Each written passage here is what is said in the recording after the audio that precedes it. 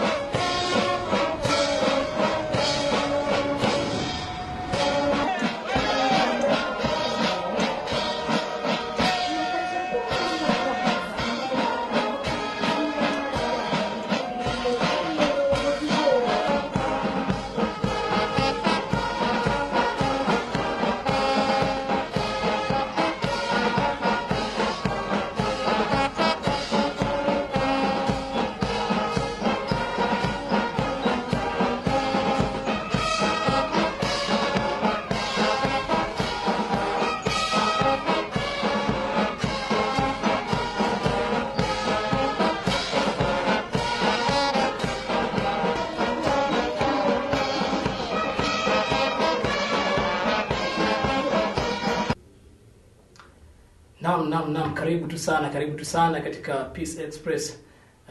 Ikiwa leo ni siku ya Jumatano, tunakutana tu tena katika kipindi hiki. Kama kawaida tunakutana masaa kama haya, japokuwa tutachelewa kidogo sababu ya mushkili za barabara. Mnajua kwamba inakuanga shida Nairobi, lakini inakuwa ni hali ya kawaida. Kama kawa leo basi niko na mgeni pia amenitembelea, na leo niko na wageni wawili, japokuwa mgeni mwingine ataingia masaa baadaye, na lazima tuongee masuala kadhaa na wakadha ambazo zinagusia pembe zote za Kenya, na kila mahali ambao kuna mushkili kidogo lazima watu ongee. Kwa hivyo leo pia nimebarikiwa kuwa na mgeni pande huu mwingine, yeye atakuwa anajieleza vizuri, baadaye tuweze kumjua yeye ni nani na anatoka wapi na anafanya kazi gani, alafu tutakuwa na mjadala kidogo kuhusiana na mambo na vijana, ambao leo tutakao kujua vijana na kwa namna gani. Sana vijana tunakuwa na 2-3 ambazo tokea hasa wakati wa siasa. Pengine tu nitafanya kujuana na wageni wangu. Kama mnamjua Captain Kiana, tunakuanga naye kila wiki. Captain Kiana, karibu sana. Asante na nawasalimia watazamaji. Karibuni sana kwa mada ya this week. Okay. Kiana anakuwa namna gani? Jana mbio hapana, jana hakukuwa mbio. In fact, I want to congratulate the government for that. Hakukuwa mbio, hakukuwa fujo. Tulipata mchana tulivu, wenye walienda kuapisha kiongozi wao walimwapisha, na in fact we also respect Raila as he's a statesman. He's an elder of this country. Lakini kuna sherehe moja ikufanyika. Gani? Ya kutahiri watu. Hapana, hiyo ilikuwa imeahirishwa. Ilikuwa sio kutahiri, ilikuwa free medical clinic. Ilikuwa free medical clinic ambayo ilikuwa imeorganizwa. Alisema atakuwa na hafla fulani na yeye pia hapo. Ndio, lakini naona itafanywa wakati mwingine, sio wakati huo. Sio wakati huo. Okay. Kidogo kivumbi kidogo, nimekimbia barabarani jana yapata matia gas. Lakini tulitoka. Kuna vijana wawili watatu, unajua vijana na vurugu, wengine wameona hakukuwa na it was anti-climax venye umefanya sherehe, hakuna polisi, hakuna nini. So ingekuwa mzuri pia hata kuchanga, inaitwa nini, kuchangamsha misuli. Yeah. Wana wafanye namna hiyo. It is ya jioni. Okay. It was a good gym. Haya jana mnasikia mambo ilikuwa jana ni hivyo. Mgeni wangu. Karibu sana MTN. Nashukuru. Pengine tungependa kujua wewe ni nani? Asante sana. Mimi kwa majina anajulikana kama Mheshimiwa Patrick Gunju Muturi. Ama kwa wale tunautani zaidi wanajua kama Kalito. Kalito jina ya mtaa. Kalito ilikuwa muziki nyingine ya Kongo. Umeichukua pande hiyo vipi? La jina walinibandika huko mtaani. Okay. Kutoka tu utotoni. Ya nimekuwa nikiakilisha. Kwa wewe ni mheshimiwa? Nimekuwa nilivai for the position of a MCA. MCA. Yes, in the previous zilipita elections ambazo zilipita na haukuweza kufaulu. Sikuweza kufaulu. Okay. Maana kura zangu zikutosha. Siku ati inaonekana haukubisha milango zote. Kweli. Milango zote haukubisha. Kweli. Kuna milango kadhaa uliacha. Wanasemanga I stand to fight another. Sasa anza kubisha hizo milango hukubisha, anza kuabishia mapema. Ikifika next uende juu. Nashukuru. Haya basi umesikia anaitwa Mheshimiwa Kalito, ile jina yake utani. Itakuwa tunaongea naye mingi sana kuhusu vijana, kwa maana leo tunataka kujua na kwa namna gani hasa na vijana mtaani kuna bonga na vurugu 2-3, na yeye pia anatoka sehemu moja ambayo vijana wengi sana wanajulikana sana katika mambo ya hapa na pale, yani si wabaya, lakini unajua kuna bonga na mbio. Basi nitakuwa narejea muda mfupi baadaye, alafu nikirejea muda mfupi itakuwa tunaanza mbele ama itakuwa moja kwa moja, au sio? Hebu twende mapumziko kidogo, alafu nikirejea tutakuwa tunaanza.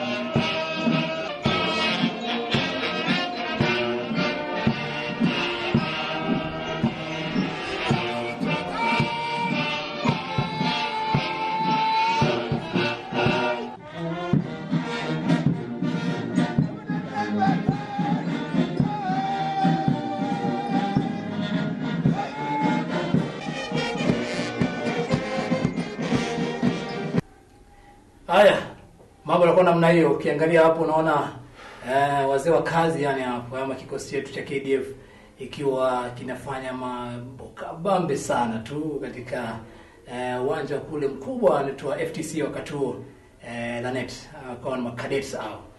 Kenya ulitoka cadet lini? Back 1996 mimi mzee. Wewe ni mzee sana. First ukitoka cadet ulikuwa as in the rank ambayo kutoka nayo kwanza? Nilitoka nikiwa private bro. That's good. Lakini unakumbuka ile uwanja vizuri kulikuwa Lanet naikumbuka vizuri, tuliyapitia kule hiyo huwezi sahau hata kuwa mzee wa miaka 100 huwezi sahau. That's the school. That's the school. Vile wadogo walipitia PS pale ilikuwa ni hivyo. Pale huwezi sahau. Hiyo ilikuwa ni shule kubwa. I think nashukuru tu sana Senior Sergeant Kirwa akiwa Lanet Kenya Military Academy. Alikuwa amepiga simu mapema kija kujulia inakuwa namna gani. Koplo Kite kutoka Moya Base kama kawa na kuanga mgeni katika kipindi hiki, bila kumsahau Senior Sergeant Bakoa kutoka 7KR, na kuna Administration Police Officer ambaye ni Senior Sergeant ambaye yuko Kombewa, nasemanga yeye pia anakuanga ndani, ambaye anaitwa Oremo. Watu wanakuanga tu ndani na mzidi kuingia. Senior Owen akiwa Kisii, asante tu sana. Pia mmesema mko ndani, mko mnangojea. Kwa hivyo wengine pia mkuje. Haya, namba yetu hapa ni 40492. Ukitaka kutuma ujumbe wote tafadhali unaruhusiwa kutuma ujumbe mara moja ili tuweze kujua inakuwa namna gani. Ama pale katika utachangia katika mada yetu ya leo ambayo tunataka kudaria mambo na vijana kuhusiana na vile mambo wanayofanya sana katika mitaa zetu huku, ambayo inakuanga ni shida sana. Vijana wengi wanashukiwa kwamba wanakuanga wabaya, na pengine si wabaya vile, pengine pia wanachangiwa na wanasiasa kama kina Kalito hivi, wanaoingia sadaka kidogo. Atajua kama Kalito anafanyanga namna ya mafanyi, tutaka kujua pia leo. Kwa hivyo karibuni sana 40492, tuma ujumbe wako mara moja tuweze kujua inakuwa namna gani kulingia ukichangia hii mada ya leo. Mwisho Kalito, karibu tena sana. Asante sana bwana Vincent. Na unatoka katika area gani hasa? Okay, mimi kwa kuishi ama kwa kulelewa, kuzaliwa ni mtaa wa Embakasi.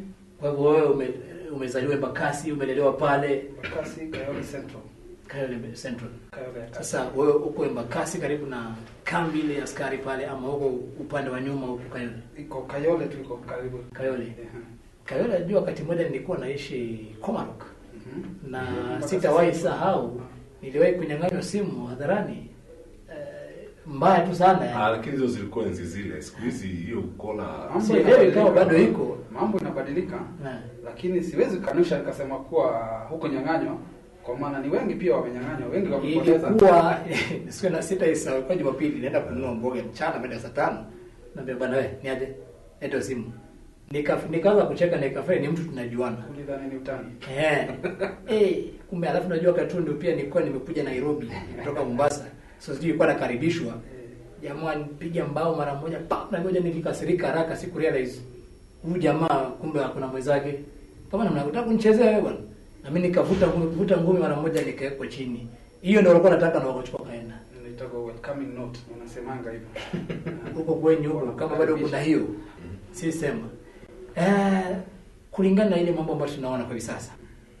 Nataka katika kitongoji ambacho kinakuanga sana na mbio za vijana, kuna kuanga na mashida za tokea, hasa wakati kuna kuanga na mtafaruku ndani ya jiji la Nairobi sana.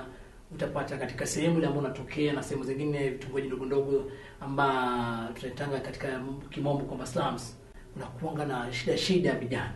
Wewe umelelewa na vijana, umeenuka nao na umekuwa ukiona yale tabia ambazo zimekuwa zikifanywa. Mwenyewe unaniambia kwamba umeshashuhudia kadhaa amba ni kitu amba si geni kwako. Je, kwa hivi sasa amba kumekuwa na misukosuko ya kura pale nyuma mwaka jana, tumemaliza.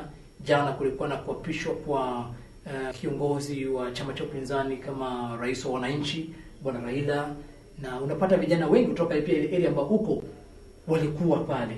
Na kwa kusema kweli, jana nilishuhudia kisa fulani mida ya masaa 8 saa 9 hivi, wakati nasemekana vijana kutoka hiyo sehemu walikuwa wanakimbizana sana, walianza kuleta shida kidogo na wananchi ambao walikuwa tayari tu wanatembea katika shughuli zao. Sielewi inakuwa namna gani, pengine wewe kama mtu ambaye umetokea chini, captain, katika ile area ambao hao wanatokea, napenda kujua tu ni nini wai hasa inavutia, kwa maana tunasikia pia wanasiasa uchangia. Unapata kama wanasema samani napeana mfano tu, siseme kwamba amefanya, lakini inaweza semekana pengine wewe umepeana pesa fulani kwa vijana waende wakasumbue mkutano fulani, unaona wewe umenyamaza, pengine msikizani na mtu fulani. Sasa umeenda kurusha mawe, lakini urusha mawe kimpango, ambapo umeenda kutumia vijana ambao unawajua. Na unajua ni mtu umelelewa pale. Pengine mtu mwingine ametoka nje amekuja kusoma pale kama mwanasiasa, lakini unaona hapana, huyu jamaa hizi kama yeye. Sana sana wanasiasa wanatumia vijana. Wewe kama kiongozi umeinukia na umezaliwa pale, tungependa kujua inakuanga namna gani? Je, ni ukweli? Na kama ni ukweli, kwa nini zinafanyika namna hii? Okay, Bwana Vincent, baadhi ya vitu wenye umetaja ni ukweli. Yeah. Vijana wapo katika slums wanatumika na wanasiasa. Maanake wanasiasa wanataka kuonekana kuwa wako na ile uvumi, wanasikika, na kusikika kwao ni numbers zenye wako nazo nyuma yao, na kupata hizo numbers kirahisi ni rahisi kwao kuendea vijana ambao hawana ajira. Remember, most of the youths katika slums wako unemployed. I'm very sorry. Huyu kijana ukimwendea umwambie shika 500, njoo tuandamane, nenda upige kelele, nenda upige firimbi, nenda useme kalito tosha, hata unaikiwa vigumu, Itakuwa jambo la rahisi. itakuwa ni jambo rahisi, maanake hana jambo lingine la kufanya. But pia vijana pia huwa wanakosea, maanake sikumaanisha kwamba kama huna jambo la kufanya, nikija Bwana Vincent nikwambie shika hii, fanya hivi, nenda ugonge Captain Kihanya, utaenda kumgonga, maanake nakupa pesa. So pia wanasiasa wanakosea, nasi pia kama vijana. Kumbuka mimi ni kijana, mimi ni youth, na one of the things zenye zilinifanya mimi niweze kuwania kiti hichi cha MCA diwani ni kuangalia vile youths, vijana wanatumika vibaya, angalau niweze kubadilisha hali yao katika mtaa. Na njia moja ambao niliona ningeweza kuwabadilisha ni kupigania uongozi, niweze kuwakilisha, niweze kuwaongoza, kuwapatia mwelekeo mzuri, kuwaonyesha si lazima tukiitwa twende tukatoe vurugu, tuwe tunakimbia huko. Wacha hao viongozi ambao wanatuletea hizo ideas za vurugu, watuletee ideas za maendeleo. Nikuulize mheshimiwa, Kweli. wakati umeenda na 1000 zako kama 50, umechukua 200 umepatia vijana pale, kwani vijana wamekaa mtaani hawana kazi za kufanya? Mimi sioni haja wewe umlaumu ule kijana, sababu ule kijana amekaa anafikiria atafanya vipi, hana pesa pengine hata ya kukula, amekaa pale akikuwa na kalitoa vipi, karibu, hebu njoo kidogo, unajua kuna ifanye hivi, tukulane mahali fulani, wanaingia. Unajua ukiwaambia tukuje, unajua bwana, hii ni area yetu, na unajua Kianya amekuja hapa anataka kuleta ile siasa yake mbaya, unaona hatutaweza kitu kama hii, so kitu tufanye hivi bwana. Wewe Kianya, wewe ndio kiongozi, ni Kianya ameleta watu wake, so wewe ndio kiongozi, shika hii mara moja, pia watu hapa kila mtu 500 200 hapa, atafanya mkutano saa 8, make sure hiyo mkutano hakuna amani, umesikia? Mwanza muingie mtulie, alafu mwaribu ya mkutano, sawa? Kalitutosha, watu wameondoka, wala ambao waenda kuchoma mabangi yao wanachoma, wanaenda kukunywa pombe wanakunywa, wanaenda kwa hiyo uwanja kama akili imewaka. Kikiana anakuja na habari ya wananchi, no wewe enda, si ni chama ya Kenya, wewe enda. Alafu kidogo vurugu inatokea. Ukija shtukiwa wewe kwamba ulifanya, nasema mimi sijafanya kitu kama hiyo, mimi hata sijui hiyo mambo kabisa, unakana.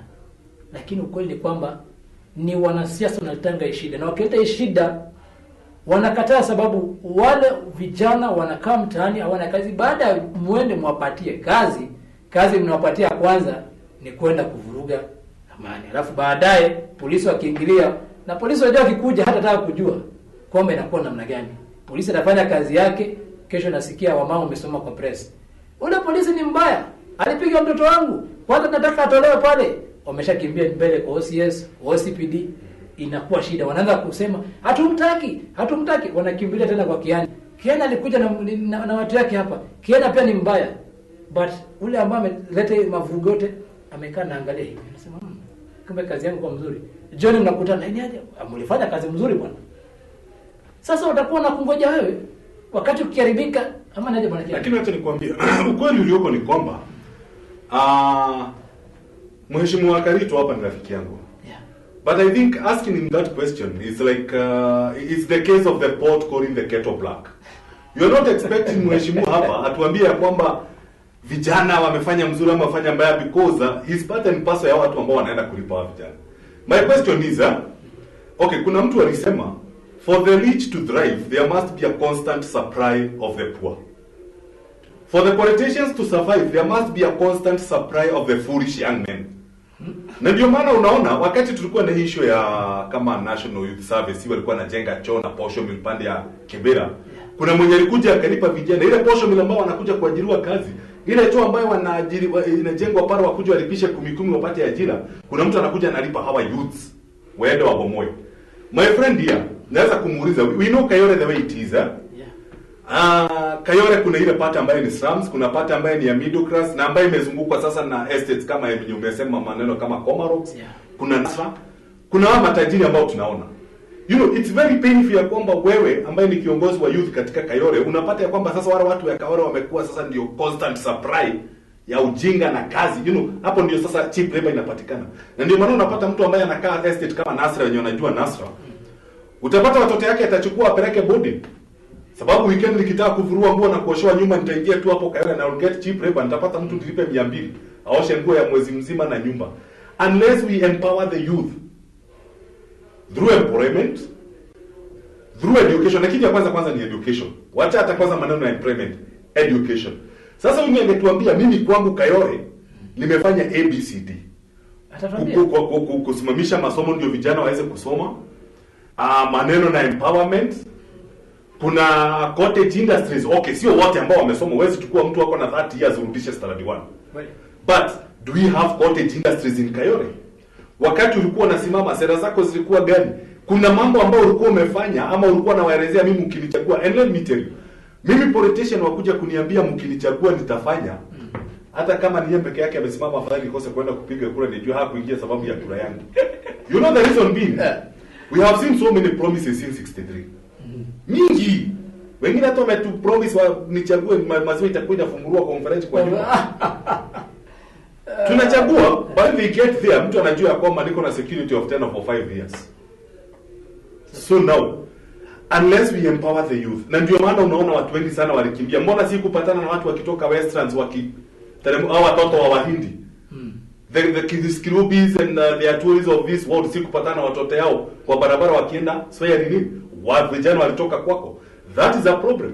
All would it be ya kwamba hata wewe mwenyewe unatumia wale vijana ndio maana ungetaka tu status quo remain venye iko. Ndio kama 2022 hata ukitoa 50 itakuwa ni kama milioni kwa ile mtu. La hasha. Wacha niseme kitu. Bwana Kihanya. Bwana Kihanya ameongea maneno hapa. Pia amegusia ukweli fulani. Lakini pia apart from mimi kuwa kiongozi, I'm also a youth. Kwa hivyo tunasema wakati tukikiumana hata wewe uko mbele. Mimi niko hapo kwa kikiumana watu wakienda mbio hata wewe unaenda mbio. Hata mimi nakimbia mbio ya youth. Unajua anasema nilikuwa Nyakachi. I'm sorry, it's hata yeye anapendanga, wacha nitaje tu Mheshimiwa Duma ule wa Nyakachi. Is somebody akikiumana wanakujanga kama yeye pia anakuja kama youth. I remember at one time kuna mzee aliuawa na majambazi. Alienda kava oil boot na jeans vizuri na jacket na akasema we have 3 police stations ziko hapa. For the AP, the Kenya Police and the anti-stock. Na wameua wale mzee wakachukua vugo. Hata mimi naondoka na akachukua room na kava smart and is very flexible. Tunaenda kustorm hao vijana. Alijua pale watu walimwambia wako mahali fulani and they went there. Unaona? But nilipenda because wakati kimeharibika anakuja physical anasema we have to destroy these people. Tuwatoe hapa na to make sure askari wamewachukua. Kama askari wajui sisi tunaenda kuwatoa. Lakini sasa wewe ni unatoka katika ile area ambayo tujui kama wakati kuna kuona na ile riot pia unaendanga hiyo riot in which way kwa support vijana ama PR because I think you should also be clear. Unajua viongozi wako aina mingi. Kuna wale wanataka kutumia. Majority ya wanasiasa Wote sio majority, wote. hata tuwezi Hakuna sema- mwanasiasa mzuri. La, wapo wazuri, Kalito akiwa mmoja wapo. Alijua. Yule mzuri. Unajipigia kura. Mimi lazima Wewe kama iko youth wa Kayole tafadhali. Hebu tuma ujumbe tuambie kama Kalito ni mzuri. jamaa safi. Tafadhali. 40492 40492. Tutumie ujumbe sasa, tunataka kujua kama Kalito ni mzuri kwa Kayole. Because Kayole nimekuwa na shida. Hata kama ni wamama tafadhali mtuambie ukweli leo. Na kusema ukweli hata vijana ambao Na tuanze mnasema kusema, leo. Kayole, sorry to cut you short, Mr. Kihanya. Hii Kayole watu wanasema ni mbaya. I'm 32 years now. Hata wewe ni mdogo yangu. 30 years. Kwa hizo 32 nimespend hapo Kayole. I've seen my friends wamepotea juu ya uhalifu. I'm one of the lucky ones to be alive. Kuwa nilipata pia mwongozo mzuri. I made the right choices, decisions. Yeah. Sikufuata mambo ya kilimwengu hivi. Lakini pia uovu haupo Kayole hapo. We are also surrounded na slums zingine hapa kando. Kama Tuko na Dandora, tuko na Isili. Remember, hawa watu pia kuna vijana katika hiyo mitaa, kuna vijana ambao pia wanatoka hiyo mitaa wanakuja kuharibu Kayole. Nikuulize. Most of the youth pia ati wanasemekana ati wanauliwa Kayole. Wacha nikwambie. It's not necessarily they come from Kayole. Let me cut you short. Yes. Leo asubuhi Kayole pale kunaitwa B Center kumeangushwa mtu asubuhi. Yeah. Ni kweli? Hiyo ni Kayole. Sometimes back kuna wakora 7 walipigwa risasi pale makutano ya Mwea. Wakienda mazishi. You remember wakienda mazishi Nyeri? Yes. Around December, November. I have the story. Kufuata historia yao wacha Kayole. The prettiest lady, alikuwa na the prettiest lady. ndio nilikuwa nataka kumwambia. Yeah. Kayole. Yes. Supu. Brian Kegonyi, Kayole. Gaza, Kayole.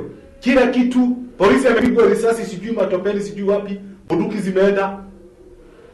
You see, hata yeye mwenyewe mzuri amesema. Kayole iko station gani? Around B Center. Yeah. You know, Kayole. You know hapo B Center. Hiyo ndio borderline ya Embakasi East na Embakasi West. So hapo huwezi sema ni Kayole. Unaona? But kitu kifanyika pia Komaro wanasemanga Kayole. Lakini Ikifanyikana Njiru, they do it to the closest Unajua, Kayole. palipo na Kayole moshi, ishakuwa na lazima iko na moto sifa mingi. mahali. Sisemi Kayole ni kuzuri vile. Lakini pia there is sanity, there is still some sanity. Wakifanya baadhi ya Sam. there's some sanity. Si ati ni kubaya hivyo kwenye watu wanataka. Kukue. Wacha nikuulize. Maana kama kungekuwa kubaya, singekuwa huko. Kweli. Wewe umelelewa. Wewe ni mtoto wa nyumba. I'm not immune ati nikikutwa na mwizi. Wewe ni Utasema, mtoto. Sio lazima ati sababu unakaa Somali wewe ni Al-Shabaab ama sababu wewe uko Northern Nigeria wewe ni Boko Haram. You are one of the lucky few wenye wako huko ambao because wewe ulienda ukaona mwangaza. You are supposed to come back and tell your brothers look here. and that is what I told you. One of the things zenye zilinipush nikuwe kiongozi ni kuangalia surrounding yangu. Naona sisi kama vijana tunapotea. Niambie, wakati wewe uliteleza nyuma, hukubisha milango yote. Ulibisha mlango 50 ukawacha 50. Yenye Mungu alinionyesha. Ambapo ile Mungu alikuonyesha ndio hiyo. Lakini sera zako zilikuwa Ndio. wakati yule mwingine alibisha zile 100 na akaambiwa bwana wewe ndio utakuwa kiongozi. Wewe ukabakia nyuma. Je, mnawasiliana? Kabisa? Na kama mnawasiliana, wewe unajua yale ambayo yametokea katika hii area na umesikia sifa zake na unasikia kwamba yule jambazi msupu sana, msichana mzuri sana alitoka hiyo area na alienda, aliwekwa chini. Mbona wewe mwenyewe hujachukua time na ukakaa chini na vijana ukaambia unajua ni nini? Mimi nasikia hii na hii na hii inafanyika, hii na hii inafanyika. Alafu mwambie kiongozi mimi niko nao wale vijana. Tunataka hino, tunataka tufanye hii, tunataka tufanye hii. Hakuna because wewe ulishawachwa. Sasa wewe siku hizi nipigie Vincent uko wapi? Si tukutane kwa nyama choma. Kianya wewe uko wapi? Tukutane kwa nyama choma. Na hiyo imeisha. Unangojeanga ikibakia mwaka, unajua yule Kianya hakufanya mzuri na hii nilisema kitambo. Nataka kura yenu. Hapo sitakubaliana na wewe. Manake tangu nilipoteleza kama venye umeisema. Naweza chukua hata hii opportunity nikadhanka kwanza the Global Veterans and Peace Ambassadors in conjunction with Peace Corps. Tumekuwa tukijaribu kueneza mipango na miradi ya kuengage hao vijana the gang crimes we come up with peaceful solutions. Maanake sahi kuna conflict katika mtaa. Conflict baadhi ya askari na vijana. Na saa hii pale tumefika, polisi wameopt to the shoot to kill order, which is not the solution at the end of the day. Sababu ngoja nikwambie, mtu ana bunduki huwezi mkuta na hakuna vile kijana anaenda kuona polisi yuko pale, unaanza kuleta ujinga, unafikiri polisi anakuambia we simama hapo nitakushika saizi nikuingize kwa sel pale. Na wakati tunaenda kuiba na nilize ngoja wanaiba kwa lazima, wanabeba mapanga, wanafanya zile tabia mbaya. Unafikiri polisi anakuambia weka panga chini uingie kwa sel? Na yeye mmeshinda huko, hata machifu wamechoka na nyinyi machifu wanaandika majina yao kwa black book, wanaambia OCS hii ndio ile watu wanatusumbua hii area. Do you think police watakuwa nasema we hebu weka hiyo panga chini uingie kwa ile cell? Atafanya saa ngapi? And some of them are attacking the police officers. Wacha niseme kweli Vincent. Ni kweli mtu we need that bridge. Wewe kama kiongozi nataka ile uhusiano wako ifanye mzuri ili wale vijana na polisi wasiwe maadui. Ndio hivyo. Na ndio nilikuwa nakuelezea. This is what we are trying to do. We are hao vijana most of them na wengine wao tumelelewa tu nao huko, tumekuwa nao huko, tumecheza nao.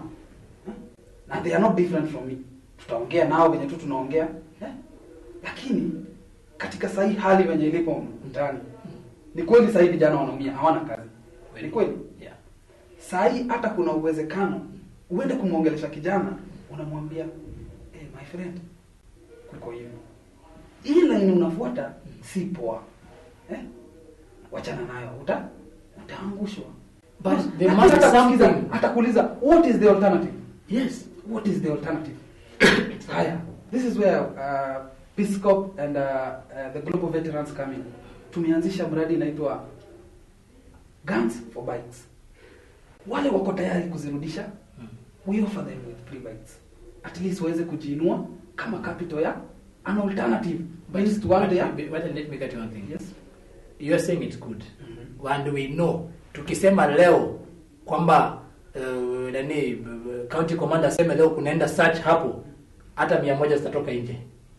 But what are you assuring this guy akirenda hiyo kitu mara moja atakuwa friend with the askari? Now that is the question. Ama atakuwa victimized. You know that is when not kwa kaya. Sababu askari na yeye don't think wakati utaregesha atakuwa atakwambia umeregesha nani. You know where the problem comes in. For me, I support the police for what they are doing. Nimerudisha mruki leo. Imepelekwa forensic kwa forensics. Kushtukia hii bunduki ndio iliua askari mwenzangu. Tulikuwa intake moja, alikuwa rafiki yangu, tulikuwa tunaenda beat pamoja, ndio ilimuua. And then you expect nikikuona tu kwa mtaa unatembea. Warai nitakubomoa kichwa. Lakini after kufanya hiyo yote bwana Vincent. Yes. Tumemaliza. Hatujamaliza uhalifu. So if I can put it, vijana wanakufa leo, vijana to drive out darkness. Only light can. Sometimes you have to take up the gun to put down the gun. We have to use another approach. Sio lazima kifua. Ni kweli. Why can't we use the same force tunatumia kwenda kuwapiga? Why can't we invest the same energy? It's called reasonable force. Why can't we use the same energy to go and invest? Kwa miradi? Miradi ndio hiyo serikali inaenda ikiinvest kwa miradi, wanajenga posho mill, wanajenga choo, vijana walipisha 10 wanachoma, wanabomoa. Me I stand with the youth because sahi hata ukiangalia. Take an example of the county government. Because I'll go to the cleansing department. Yeah. The environment. Mimi naumangwa sana kuona rika ya kina wazazi wangu ndio inasafisha mitaro huko. The problem iko no, how vijana they don't want to do that job. They have not been given the opportunity. Wao na wadai kufanya. Hebu sikia, mzazi wako aliandikwa hiyo kazi. Kweli? Wewe umekuja umefika youth. Bado wako pale. Hujapata hiyo opportunity ya kuingia hapo.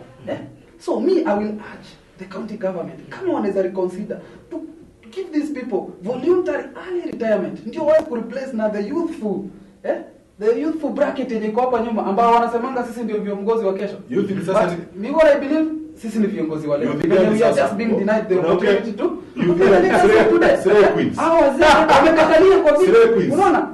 Slay queens. And then hatusemi hawa wazee wakiondoka waende nyumbani. Let them be there as our mentors. Wacha wasimame nyuma yetu. Let them guide us. Unajua hata ukizaa mtoto leo awe mkora ama mwizi, do you give up on the child?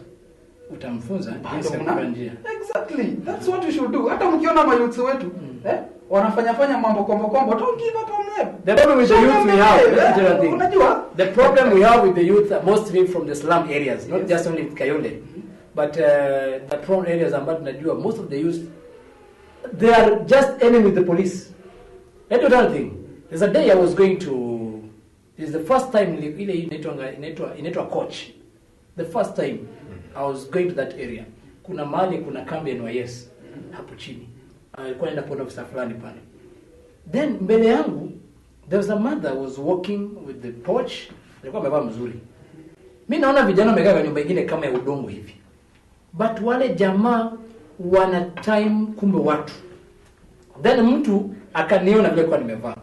Akaniambia bro, tafadhali chukua bodaboda from pale umefika ndio vuke hapo. Because wale jamaa wamekaa pale mbele, delo wako ni you. I ignored na nikatembea. But yule mama aliyatakiwa mbele yangu nikiwitness hivi. Na nikajua the next step ni mimi wananikujia. Nilirejea nyuma, nilifanya kama nimerejea nyuma kununua kitu slowly, niende kachukua bodaboda nikaenda. But baadaye tulikuwa tunatembea na wale ofisa tukirejea sasa, they were asking, mbona vijana fanya hivi? Alikuwa ananiambia, unajua vijana kazi mingi wamepewa. Most hata kufagia street up. They don't want this job. Jamaa wanatakanga makazi zingine za juu. Unaona? Sasa nikaa najiuliza, kwani wale viongozi wako katika area, what are they doing? Chief is here, unajua, wacha kwamba katika slum areas, even chief need to play a big role. Unaona? Because pale kuna watu ambao kuna mtu akili yake iko hapa, mwingine iko hapa, mwingine iko hapa. Maybe the reason is the same, lakini ikifika mahali pa action, mwingine anarejea nyuma, mwingine anaenda mbele. So wakati wewe kiongozi uko pale, you need to come up with a solution whereby hawa vijana wasibague ile kazi wanapewa na serikali. Don't think as leo serikali itoke kwambie na vijana wangapi wako hii area? Wako 100. Hamna kazi nyote mnaenda police force. Itakuwa ni vigumu sana kwa select namna hiyo. Lakini mimi kwa upendo wangu ningetamani sana kama wanaweza chukua tu vijana tuendeni NYS. Ambapo vijana wengine hawataki kwenda NYS. What happened to kazi kwa vijana? Yeah. Let me say. Na nilikuwa ni hiyo miradi hiyo. It was a very good program and it's still a very good program. Is it there? Is it still there? Kuna constituencies zingine ina still run. Fortunate kama kwetu I don't know ni nini imefanyika hapo. Na wewe ni mshiriki. Ilikuwa imelikatwa of which mimi mwenyewe niliandikisha vijana huko. I enrolled vijana hapo. Ambapo walikuwa wanapata ajira yao. But because of the change of the government regime from the other kutoka Kibaki na kuja. No. Now from the constituency level. Oh, okay. Ilileta incitement mingi na siasa mingi hapo imefanya hiyo exercise yenyewe imehold. But we are also tunaipush jumanake ilikuwa inasaidia mayouth wengi. Let me say this. Vincent. Kuna youths kwa slums. Na kuna youths in the suburbs. Ni kweli? Mbona saya riots? Hatuoni youths wakiendea huko kwa suburbs. Mbona saya riots wanakujiwa mashinani? And then when it comes to job appointments, youths wanaendea wapi? Unasikia mtoto wa so and so ndio nani? Inaitwa mwa. Unaona? This is why I'm telling you. Youths. Youths hapa mashinani, hapa kwanza kwa ghetto hapa. Vitongoji duni. They are being denied opportunity. Si atikuwa wanabagua. Hata kwa hizo kazi za kufagia, hatuwezi toshia sisi wote. Nikwambie. Ni kweli Hawabaguliwi. Hawabaguliwi. Kuna wenye wako na kasabu kidogo. Wale vijana wako maneno na shamba la wanyama. No. It is very true. It is very true. Wewe ni mwana youth mwenzangu. Ni lini utasikia? Mimi ni kiongozi ndio. Lakini hata wale viongozi tuko nao. Tuseme ukweli. Wacha tuongee ukweli. Okay, hili maneno na shamba la wanyama. Where all animals are equal but some are more equal than others. You have to accept that.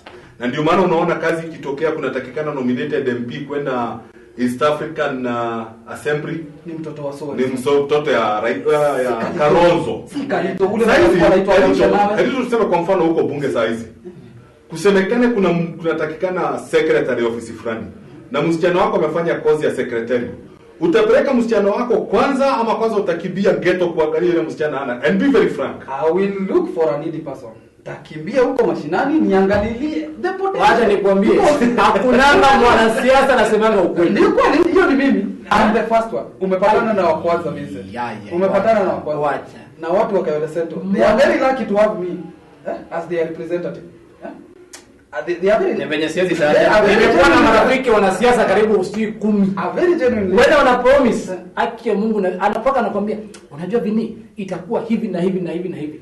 I say, niko napaka mwingine natoka nayo home area. Lakini when nilifika wakati kulikuwa shida nikamwambia unajua nini kuna mtoto fulani anataka kwenda NYS. In fact it was NYS. Anataka kwenda NYS kijana ako standby na kila kitu. Unajua nini? Call me tomorrow. Saa fulani. Na kuna uwezo na hapo na hiyo time ya kupeana. That time alizima simu. Na hiyo simu zile nanga off karibu 2 days. Atukutane naye.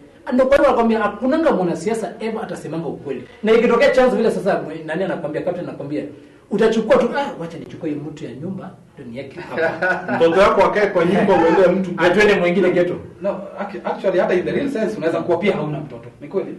Nimesema kwa example you have mtoto dada yako yuko au kwa sababu yako kumbuka Yesu alisema remove the rock in your eye first ndio uweze kutoa. Ndio kwa maana tunasema unaona hii generation Vincent ya wazee we have a very different line of thinking.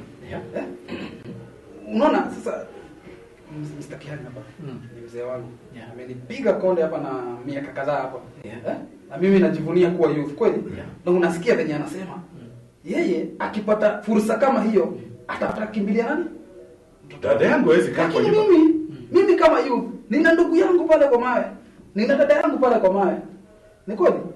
Nyumba yetu yote sisi wote tutatoshea kwa uongozi. Ni kweli?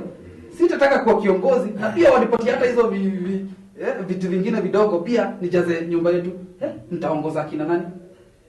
Itakuwa ni vigumu. So the best thing as a leader is opportunities. Go back to your people. Select when you unaona wako qualified, a few, not necessarily relatives. Chukua try to lift them. Haya, sasa nataka daraja ile ambao itaunganisha hawa vijana na polisi, kusiwe na ile wakiona na polisi ni wanyama. In fact bado wanalia sana captain. I still need somebody from the Kenya police. Na tunatafuta juu chini, tutafuta na officer from the Kenya police. I want to see what police can do so that pia wasikue wanaonekana wabaya.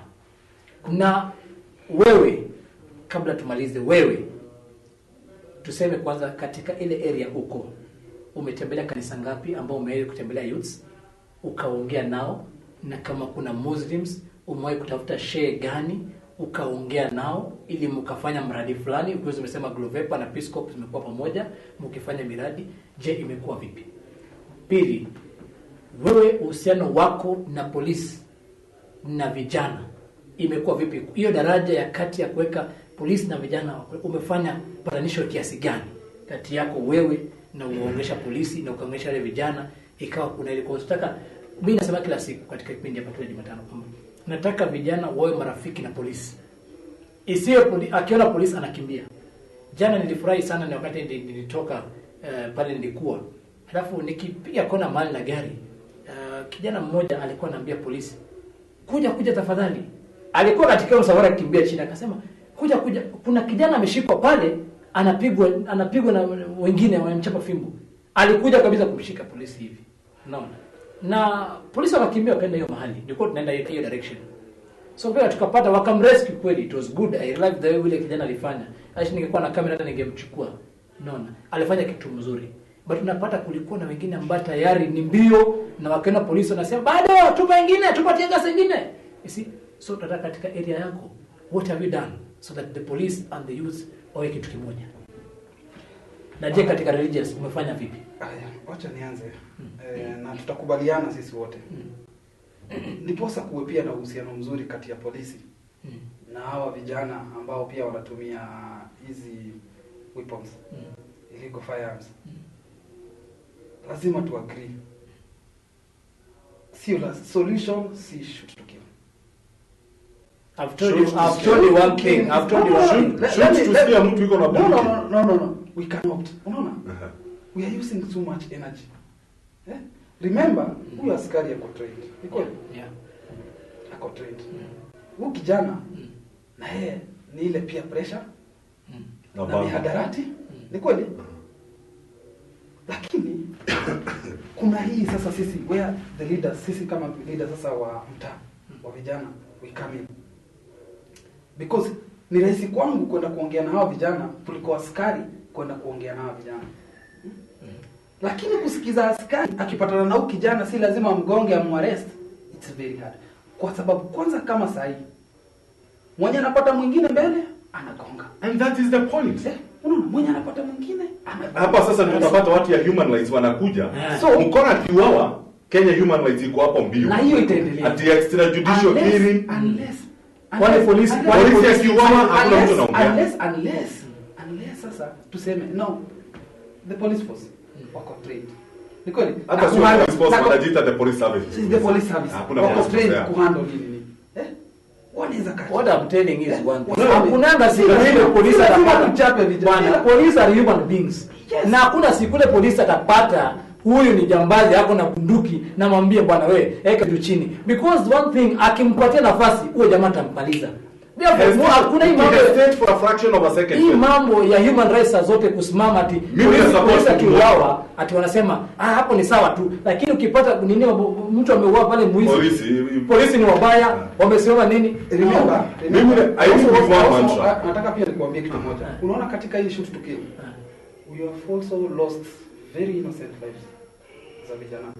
Police if you are in the wrong place at the wrong time.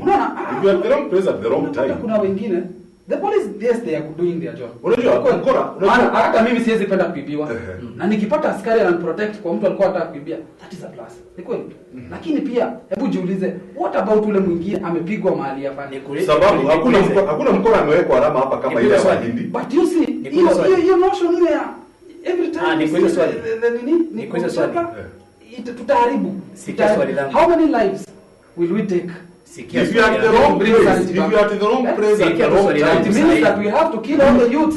Ndio tukaibila youths. Let me give you an example. Maana hawaishi. The more we kill them, hawaishi. Let me give you an example and tumekutana na youth wengi sana hata huko pande ya Israel. Kama wewe ni mtu mzuri hakuna mtu atakuongelea. I don't opt for the shit. Nikuulize swali na nikupe example moja. Let me give first example. There was a time in Likoni youth walienda kuattack police station na nini bunduki mbili ilipotea. Wakati ilipotea bunduki, police walifanya meeting immediately na kukaanza search. It was door to door at night. My friend, hata ile ambayo ilionekana na watu walikamatwa. Watu walishikwa.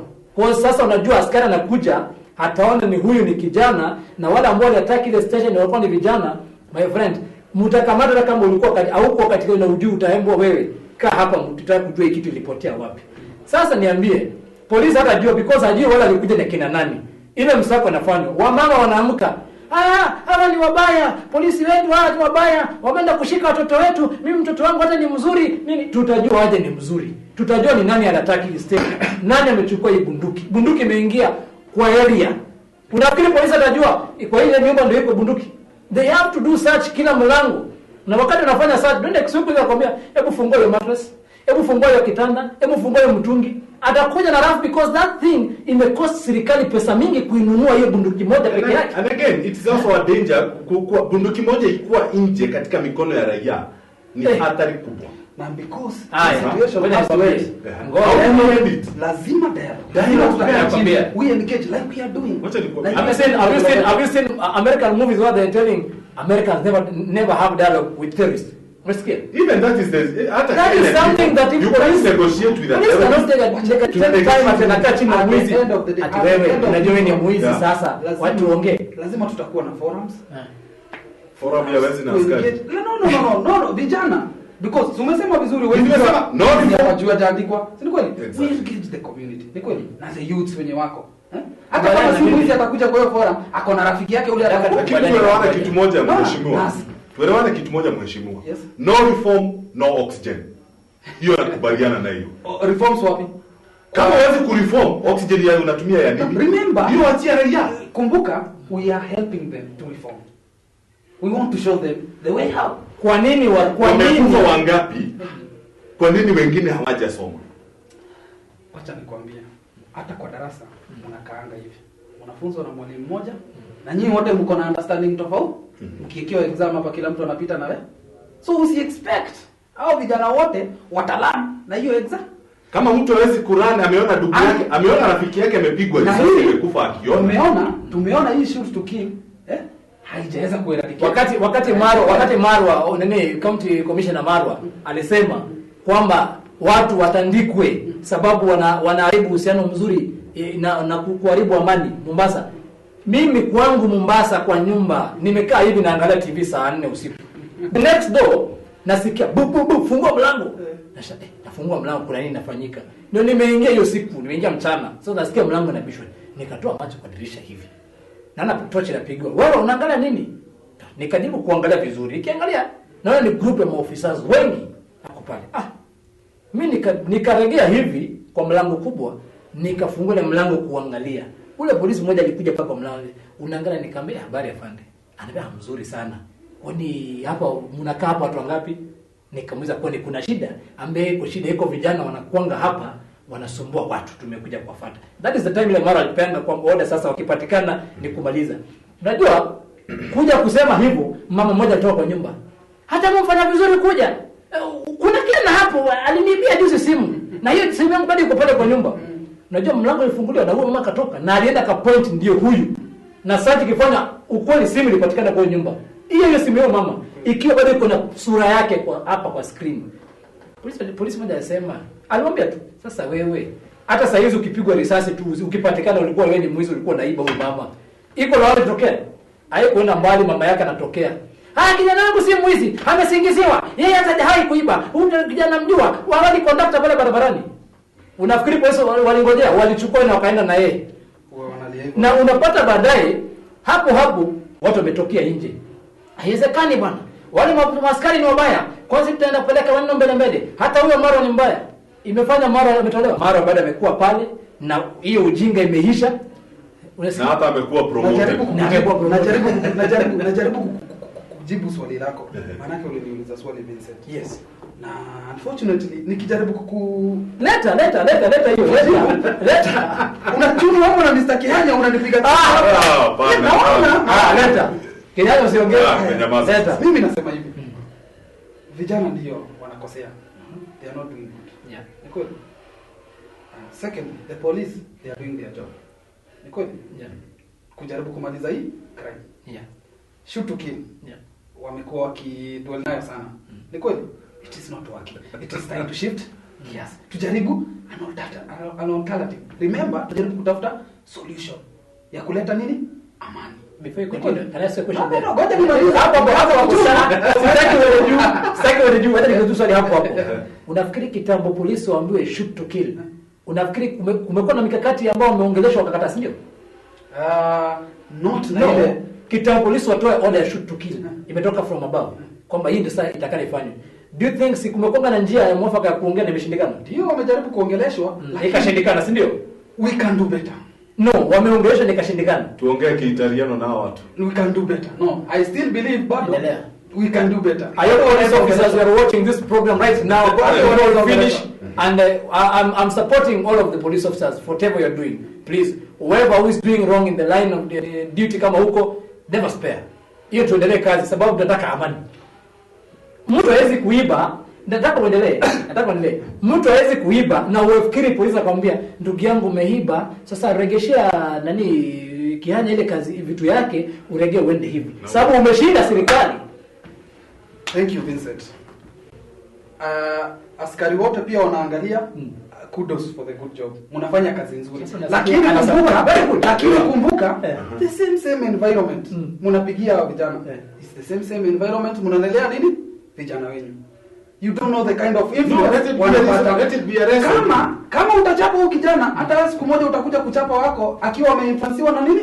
Na mwingine. So unless we come up with a solution ya kukam. Ndio asiyefunzwa na mamake ufunzwa na solution sio kuchapa. Give us solutions. Haraka time measure. Give us our youth, most of these youth, they are unemployed. Ni kweli? Waiko hivi sasa. So, tushikane viongozi, the elected leaders. Ni kweli? The police wakubali. Hii kitu si kuchapa tu. Si hata hao wafurahiaji wakichapa. Polisi wakubali nini? Afurahi kuchapa. Polisi wakubali nini? Wakubali pia kukaa chini tuongeleshe vijana. Let's go to the board. Watu waongeleshe. Jaribu. Sisemi ati tuende gaza ni mwizi. Hata gaza hapo mkae chini muongee. By the way, hata tukiita mkutano leo, tuseme tuko na askari hapo. You think they will come? Hawatakuja. They will send friends. They will send friends. Who will negotiate na wao through SMS? Na unaona? Ama WhatsApp. They will send a friend. Because urafiki ndiye atamwambia. You know that police never negotiate with the third. Unajua, si ati nasema negotiation ati strike. If they cannot come for the meeting na wameitwa. Sasa ni wewe kanito unakuja kuongea kwa niaba ya mwizi. Utajuaje ama utagongwa ukikuja? Utashwariti gani ama utagongwa ama utani? Sasa wewe mimi nasema unaona hizi forums tunajaribu tuita. Hizi forums tunaita. Tunajaribu tulete uhusiano mzuri kati ya askari na vijana. Vijana sisi tuko na miradi kadhaa. Wale wako ready ku reform. We are ready to give some bites. Like we are trying to organize with the Peace Corps venye nimekwambia. Yeah. Wako willing sometimes soon wale wako ready will carry out peace campaigns huko. Wenye wako willing warudishe the illegal firearms. Kumbuka kuna wakati mmoja wakati Sonko alikuwa senator, kuna wakati alikuwa anapatiana 50,000 for a gun. Yes. Na uso wako haitaonekana. Kweli. The whole of Nairobi ilirudishwa bunduki mbili peke yake. Na alikuwa anasema hata are you sure ni mbili kweli? Zilikuwa bunduki mbili peke yake ndio ilirudishwa. I think in ile time alikuwa Makadara, the MP from Makadara. Na ilirudi bunduki mbili peke yake.